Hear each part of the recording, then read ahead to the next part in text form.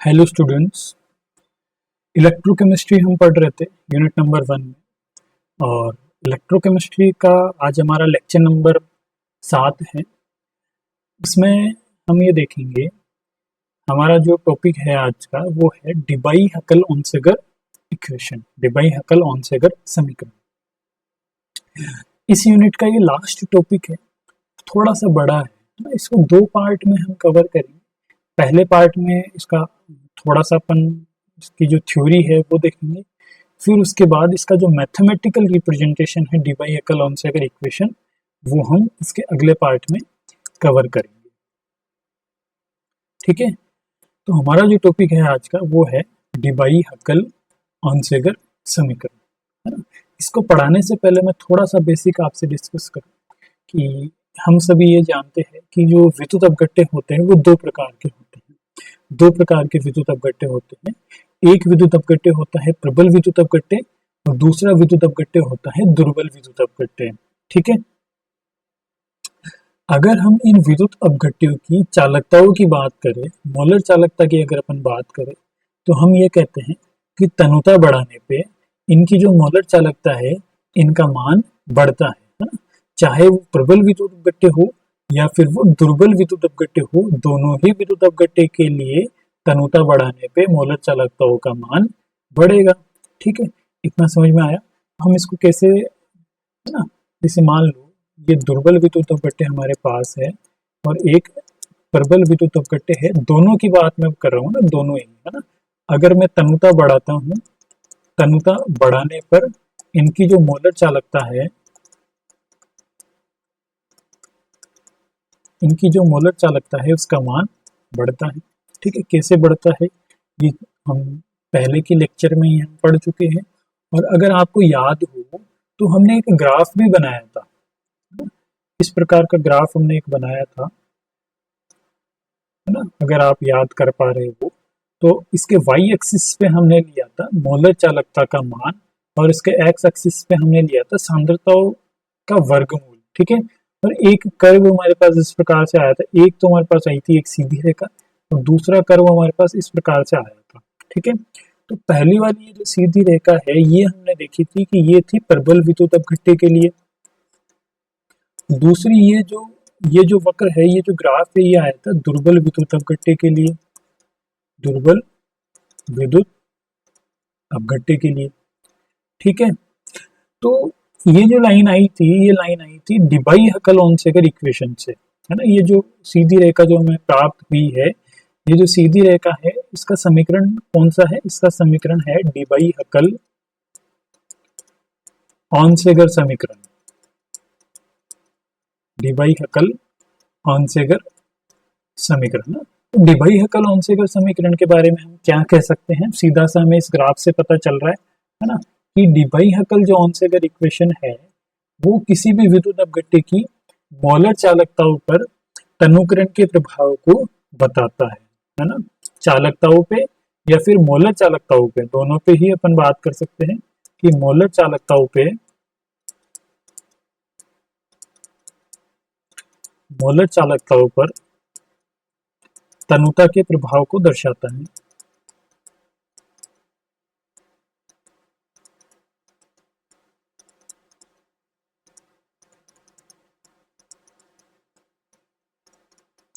ठीक है, डिबाई-हकल जो ओनसेगर इक्वेशन है वो सिर्फ प्रबल विद्युत अपघट्य के ऊपर लागू होता है ना। दुर्बल के बारे में बात नहीं करेंगे, दुर्बल के बारे में हम ऑलरेडी बात कर चुके हैं।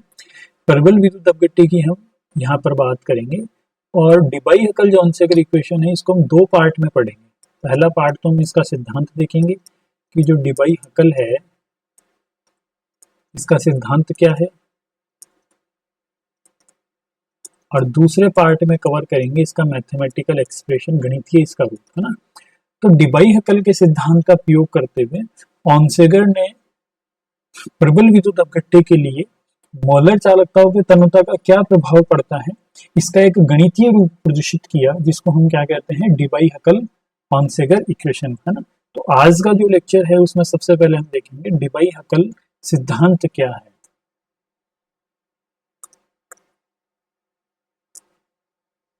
देखो, डिबाई हकल जो सिद्धांत है, डिबाई हकल ने प्रबल विद्युत अपघट्य के बारे में अपना सिद्धांत प्रस्तुत किया। तो हम ये कह सकते हैं कि ये जो सिद्धांत है, ये प्रबल विद्युत अपघट्य पर लागू होता है। प्रबल विद्युत अपघट्यों पर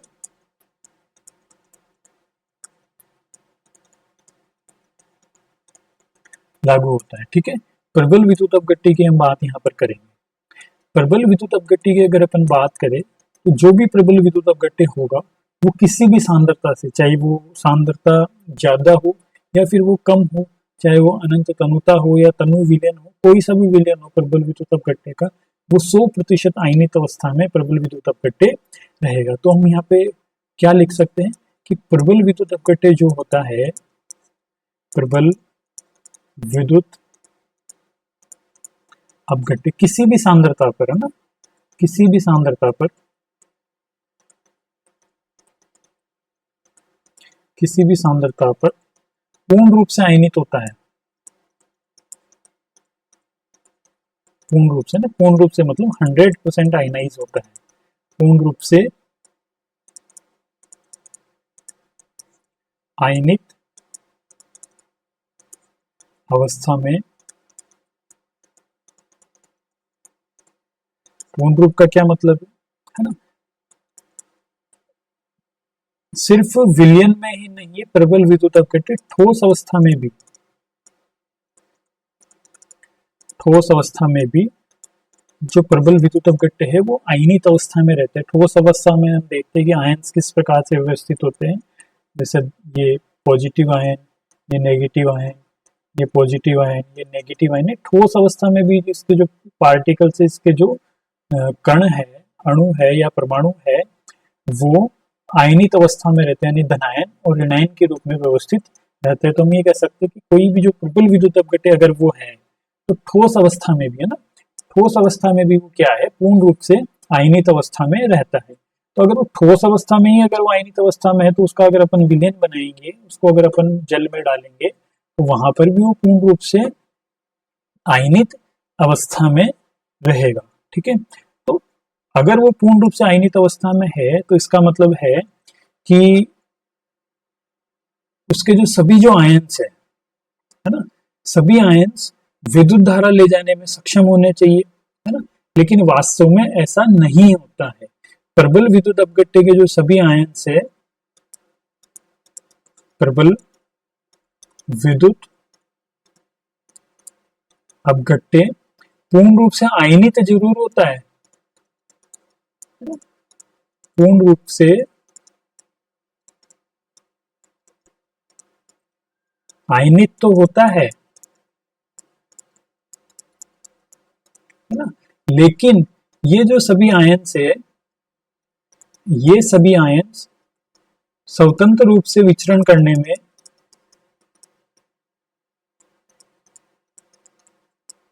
स्वतंत्र रूप से विचरण करने में सक्षम नहीं होते हैं।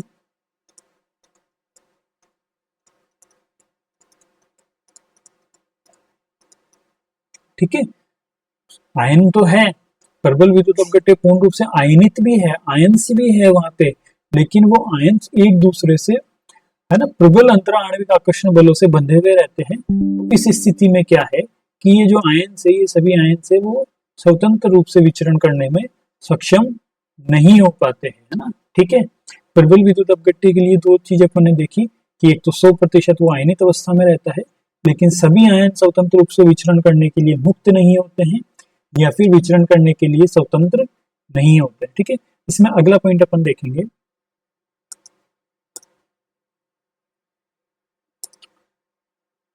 कि अगर प्रबल विद्युत अपघट्य जो है वो अगर पूर्ण रूप से आयनित है, तो पूर्ण रूप से आयनित होने की स्थिति में प्रबल विद्युत अपघट्य के लिए जो वियोजन की मात्रा है, यानी कि अल्फा का जो मान है वो कितना होना चाहिए, इकाई होना चाहिए। अल्फा का मान कितना आना चाहिए, 1 आना चाहिए। क्या वास्तव में ऐसा होता है कि प्रबल विद्युत अपघट्य के लिए अल्फा का मान 1 होता है? कोलराउस के नियम से हमने क्या देखा था, कोलराउस के नियम से हमने देखा था कि अल्फा का जो मान है, वियोजन की जो मात्रा है, वो क्या है, वो सांद्रताओं का अनुपात होती है किसी भी सांद्रता C पर मोलर चालकता और अनंत तनुता की स्थिति में जो मोलर चालकता है उनका अनुपात क्या है, अल्फा वियोजन की मात्रा है।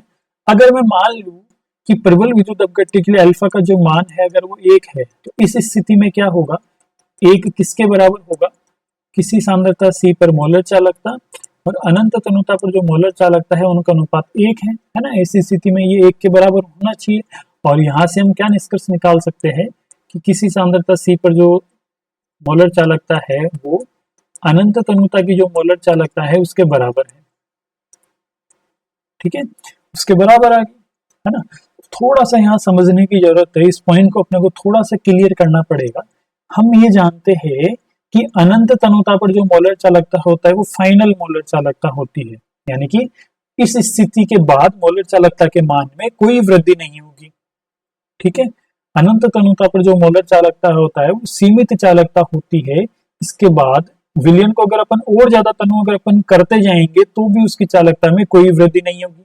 ठीक है, और इस इक्वेशन से हमें क्या पता चल रहा है कि जो किसी सांद्रता C पर, चाहे वो सांद्र विलयन होगा ना, किसी भी सांद्रता C पर जो मोल चालकता है वो अनंत तनुता की चालकता के बराबर होगी, है ना। मान लो ये 1m का सॉल्यूशन है, 1m का विलयन है तो 1m के विलयन पे जो चालकता है वो अनंत तनुता के बराबर हो गई। अब मैं इस विलयन को और ज्यादा तनु कर दूं, अगर मैं इसको 0.1 कर दूं, 0.1 से इसको 0.01 कर दूं और इससे 0.001 भी कर दूं तो भी इसकी जो चालकता है वो अनंत तनुता के चालकता के बराबर ही है ना। ऐसा समझ में आ रहा है, ऐसा अपने को लग रहा है कि अगर मैं इसको और ज्यादा तनु कर दूं, फिर और ज्यादा तनु कर दूं, फिर और ज्यादा अगर मैं इसको तनु कर दूं तो भी इसकी जो चालकता है वो अनंत चालकता के बराबर ही है ना। यानी कि चालकता में कोई वृद्धि नहीं हो रही है, मोलर चालकता में कोई वृद्धि नहीं होगी। लेकिन वास्तव में ऐसा नहीं होता है, वास्तव में ऐसा बिल्कुल नहीं होता है ना। तनुता बढ़ाने पे जैसे जैसे मैं तनुता बढ़ाऊंगा इसकी जो मोलर चालकता है उसके मान में वृद्धि होती जाएगी, इसके मान में वृद्धि होती रहेगी। लेकिन इससे क्या पता चल रहा है, इससे पता चल रहा है कि जो किसी भी सांद्रता C पर जो मोलर चालकता है वो अनंत तनुता के बराबर, अनंत तनुता पर जो मोलर चालकता है उसके बराबर हो गई। यानी कि और ज्यादा जो मोलर चालकता है उसके मान में वृद्धि नहीं हो रही है। लेकिन हम जानते हैं और डीवाई हकल ने भी ये कहा है कि तनुता बढ़ाने पर इसकी जो मोलर चालकता है उसके मान में वृद्धि होगी, उसको कोई नहीं रोक सकता, है ना, वृद्धि होगी।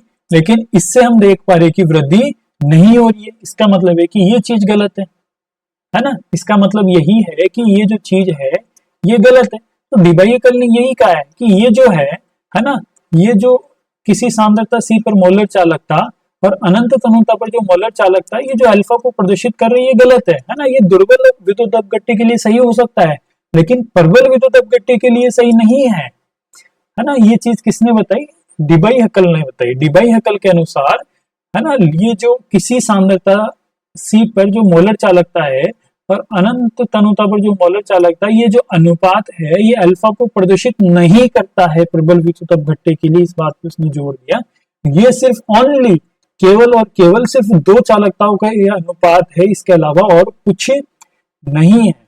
ठीक है, तो ये चीजें हमें यहां से समझ में आई कि अल्फा का ये जो मान है प्रबल विद्युत अपघट्य के लिए सही नहीं होता है। ठीक है, डीवाई हकल ने इसके अलावा और क्या कहा, डीवाई हकल ने ये प्रेक्षित किया कि तनुता बढ़ाने पे विद्युत अपघट्य जो है तो डीवाई हकल ने क्या कहा, डीवाई हकल के अनुसार जो प्रबल विद्युत अपघट्य है, हमारे पास एक प्रबल विद्युत अपघट्य है, प्रबल विद्युत अपघट्य को अगर अपन तनु करेंगे, है ना, तनु करने पे, तनुता बढ़ाने पे इसकी जो मोलर चालकता है उसके मान में वृद्धि होती है। ठीक है, इतना समझ में आया, ये हम पहले भी पढ़ चुके हैं और फिर से मैं यहाँ बता रहा हूँ कि प्रबल विद्युत अपघट्य को अगर अपन तनु करेंगे, तनु करने पे उनकी जो मोलर चालकता है उसके मान में वृद्धि होती है ना। ठीक है, वृद्धि तो हो रही है लेकिन वृद्धि क्यों हो रही है ना, ये समझाना बहुत जरूरी था। और ये किसने समझाया, ये समझाया डीवाई हकल ने कि वृद्धि तो हो रही है लेकिन ये वृद्धि किस वजह से हो रही है, क्योंकि आयनीकरण की वजह से तो नहीं होगी, क्योंकि आयनीकरण की वजह से ये वृद्धि नहीं होती है। क्योंकि प्रबल विद्युत अपघट्य है तो जब वो सांद्र अवस्था में था उस स्थिति में भी वो 100% आयनित था पर जब मैं इसको बहुत ज्यादा तनु करूंगा उस स्थिति में भी वो 100% आयनित रहेगा। तो आयनीकरण में तो वृद्धि हो ही नहीं रही है। तो आयनीकरण में वृद्धि नहीं होने के कारण या आयनाइजेशन की वजह से इसकी जो मोलर चालकता है उसके मान में वृद्धि नहीं होती है। आयनीकरण इसकी मोलर चालकता के मान में वृद्धि होने का कारण नहीं है। तो अगर आयनीकरण अगर कारण नहीं है तो फिर वो दूसरा कारण क्या है जिसकी वजह से इसकी जो मोलर चालकता है उसके मान में वृद्धि होती है। ये डीवाई एकल ने हमको बताया था। ठीक है, और क्या बताया था वो हम आगे देखते हैं। ठीक है, तो डीवाई एकल के सिद्धांत के अनुसार डीवाई एकल ने बताया कि मोलर चालकता में ये जो वृद्धि हो रही है ना, ये आयनों के मध्य जो अंतर आणविक आकर्षण बल काम कर रहा था उस आकर्षण बल में कमी के कारण होती है ना। ठीक है, पहले मान लो जब वो सांद्र अवस्था में था, कोई भी जो प्रबल विद्युत अपघट्य था अगर वो सांद्र अवस्था में था तो उसके आयनों के मध्य जो आकर्षण बल थे, है ना, धनायन और ऋणायन के मध्य जो आकर्षण बल था वो अधिक था। ठीक है, लेकिन जब हमने उसको तनु किया उस स्थिति में जो आकर्षण बल है उन आकर्षण बलों में क्या आई, कमी आई। और इस कमी की वजह से ही क्या हुआ, जो मोलर चालकता है उसके मान में वृद्धि हुई है ना। आकर्षण बलों में कमी के कारण ही इनकी जो मोलर चालकता है इनके मान में वृद्धि हुई है। किस कैसे हुई है उसको डिटेल में देखते हैं थोड़ा सा, है ना। मान लो सांद्र स्थिति जो है, सांद्र स्थिति में जो आयंस है उनके बीच की दूरी ये है ना, थोड़ा सा मान के चलते हैं इनके बीच की दूरी कम है, ये इनके बीच की दूरी है ना आर, है ना। धनायन और ऋणायनों के बीच की दूरी क्या है, कम है ना। प्लस और माइनस जो आयन है वो एक दूसरे के पास पास स्थित होंगे जब विलयन क्या होगा, सांद्र होगा। लेकिन तनु करने पर, तनुता बढ़ाने पे क्या होगा, तनुता बढ़ाने पर ये जो आयन है, तनुता बढ़ाने पर आयनों के बीच की दूरी,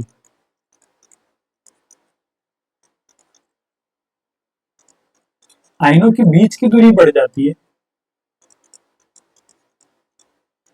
ठीक है, इस स्थिति में क्या होगा, मान लो कि अब धनायन और जो ऋणायन है इनकी बीच की दूरी इतनी होगी, दूरी बढ़ गई इनके बीच की। ठीक है, इस स्थिति में क्या होगा, इस स्थिति में होगा कि दूरी बढ़ जाने से, दूरी बढ़ने से, दूरी बढ़ने से इनके बीच में जो लगने वाला जो कुलोमिक बल है,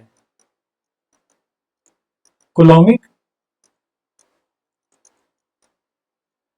आकर्षण बल है, कुलोमिक आकर्षण बल के मान में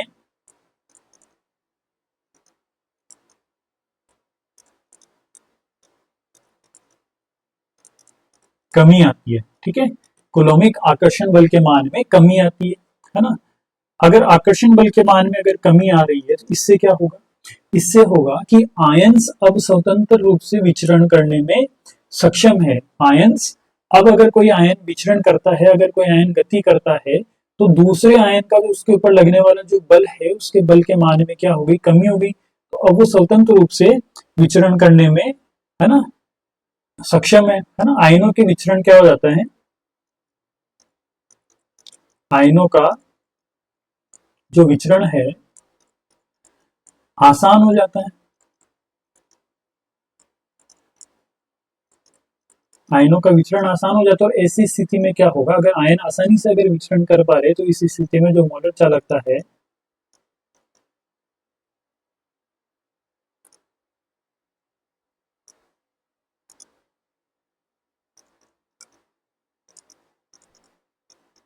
इस स्थिति में मोलर चालकता के मान में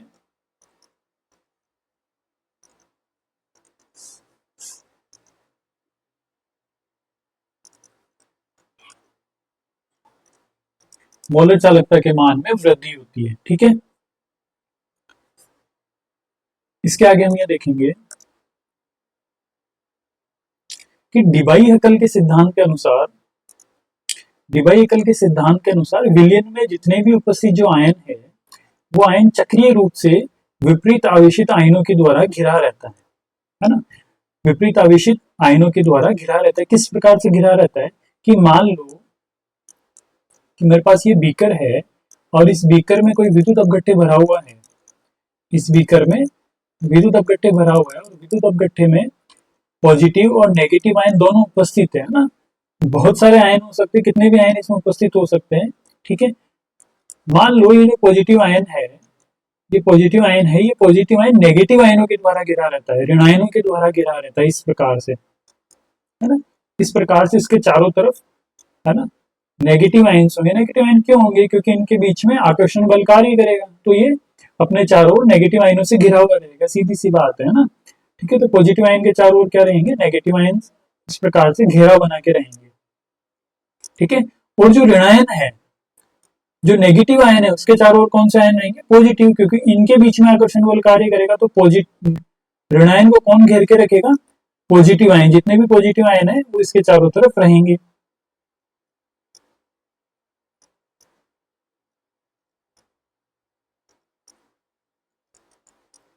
ठीक है, तो डिबाई-एकल सिद्धांत का जो मेन पॉइंट है वो यही है ना। डिबाई-एकल ने ये बताया कि कोई भी जो आयन जो विलयन में उपस्थित है, प्रबल विद्युत अपघट्य में कोई भी आयन जो विलयन में उपस्थित है वो अपने विपरीत आवेशित आयनों से घिरा हुआ रहता है ना, चक्रीय रूप में घिरा हुआ रहता है। और ये जो चक्रीय रूप है ना, इसको अपन कहते हैं आयनिक परिमंडल। इसको हम कहेंगे आयनिक परिमंडल, आयनिक स्फीयर हम इसको कहते हैं। ठीक है, ये एक आयनिक परिमंडल है, ये भी एक आयनिक परिमंडल है ना। इसमें जरूरी नहीं है कि एक ही आयनिक परिमंडल होगा, इसमें बहुत सारे आयनिक परिमंडल होंगे ना।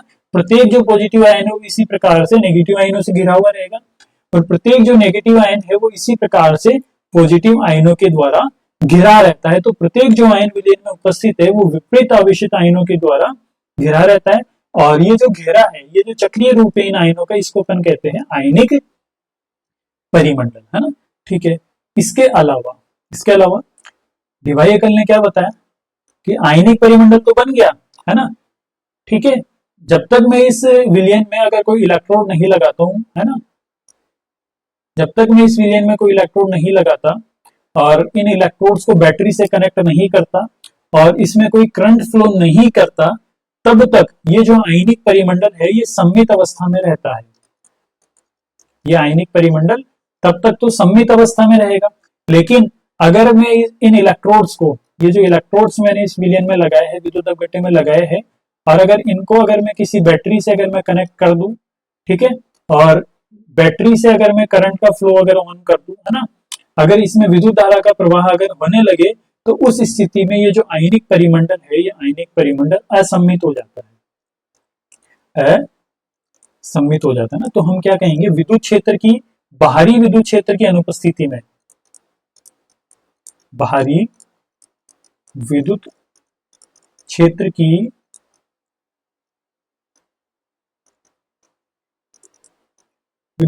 अनुपस्थिति में तो ये क्या होता है? सम्मित होता है। ये जो आयनिक परिमंडल ये सम्मित होगा। लेकिन विद्युत क्षेत्र की उपस्थिति में, है ना, विद्युत क्षेत्र की उपस्थिति में जो आयनिक परिमंडल है ये असम्मित हो जाता है। ये कुछ पॉइंट्स थे जो डिबाई-एकल सिद्धांत के अनुसार इंपॉर्टेंट थे, वो हमने यहाँ पे देखे।